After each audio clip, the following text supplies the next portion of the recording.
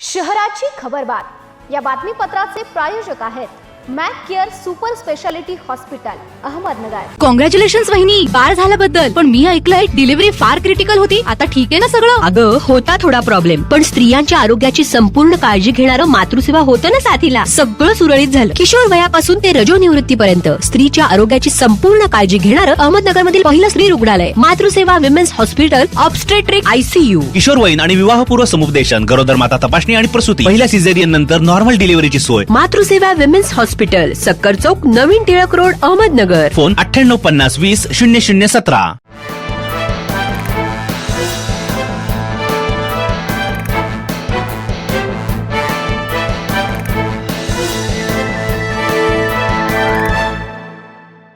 प्रेक्षको नमस्कार, मी दिशा न्यूज 24 सह्याद्रीमध्ये तुमचं स्वागत। पाहूया अहिल्यानगर शहरातील महत्त्वपूर्ण बातम्यांचा आढावा शहराची खबरबातमध्ये।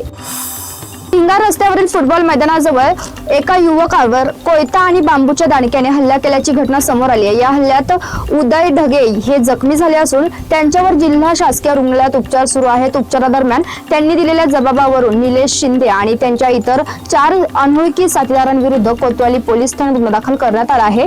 फिर्यादी उदय ढगे हे कोठी मार्केट यार्ड रस्त्यावरील एका रुग्णालयात सुरक्षा रक्षक म्हणून काम करतात।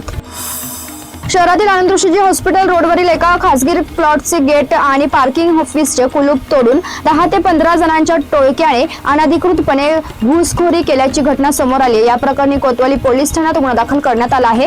याबाबत अविनाश बाळासाहेब कुमार यांनी बुधवारी फिर्याद दिली आहे। त्यानुसार गुचाबाई चंदन चव्हाण, छिंदाबाई नारायण चव्हाण, शास्त्री छोट्या काळे व इतर अनोळखी 10 ते 15 महिला पुरुष यांच्या विरोधात गुन्हा दाखल करण्यात आला आहे। पोलीस अधीक्षक कार्यालयावर मोर्चा काढून जिल्ह्यात लागू असलेल्या प्रतिबंधात्मक आदेशाचे उल्लंघन केले तसेच विनापरवाना जाहीर घोषणाबाजी व प्रतिमेचे प्रदर्शन केल्याप्रकरणी भिंगार कॅम्प पोलीस ठाण्यात 5 महिलांसह 20 ते 30 अनोळखी महिलांविरुद्ध गुन्हा दाखल करण्यात आला आहे। पोलीस अंमलदार अजय गव्हाणे यांनी फिर्याद दिली आहे। माजी नगरसेविका शेख नजीम खान साहेब, शेख मुन्नी आयाज, शेख निदा जावेद, शेख सुमैया जाकीर, आयशा खान व इतर 20 ते 30 अनोळखी महिलांविरुद्ध गुन्हा दाखल करण्यात आला आहे।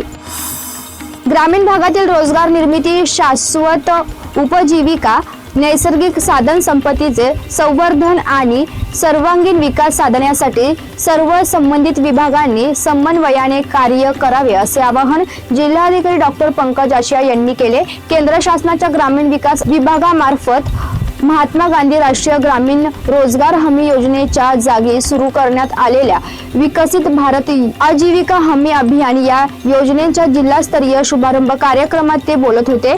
या प्रसंगी जिल्हा परिषदेचे मुख्य कार्यकारी अधिकारी आनंद भंडारे, निवासी उप जिल्हाधिकारी दादासाहेब गीते, उपजिल्हाधिकारी वर्षा पवार, जिल्हा कृषी विकास अधिकारी सुधीर शिंदे आदी उपस्थित होते।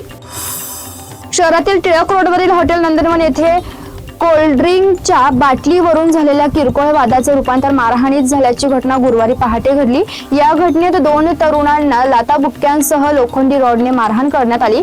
त्यापैकी 1 जण गंभीर जखमी झाला आहे। या प्रकरणी कोतवाली पोलीस ठाण्यात हॉटेल मालकासह 10 ते 15 जणांविरुद्ध गुन्हा दाखल करण्यात आला आहे। अक्षय संजय शेलार यांनी फिर्याद दिली आहे। हॉटेल मालक हिरा जाधव, आदेश जाधव यांच्यासह 10 ते 12 अनोळखी वेटर विरोधात गुन्हा दाखल करण्यात आला आहे। फिर्यादी अक्षय शेलार गुरुवारी पहाटे 2 वाजेच्या सुमारास मित्र ऋतू राजेंद्र जाधव यांच्या सोबत नंदनवन येथे जेवणासाठी गेला होता। तरच्या खबरबातमध्ये आपण इथेच थांबतोय, मात्र तुम्ही पाहत राहा न्यूज 24 सह्याद्री।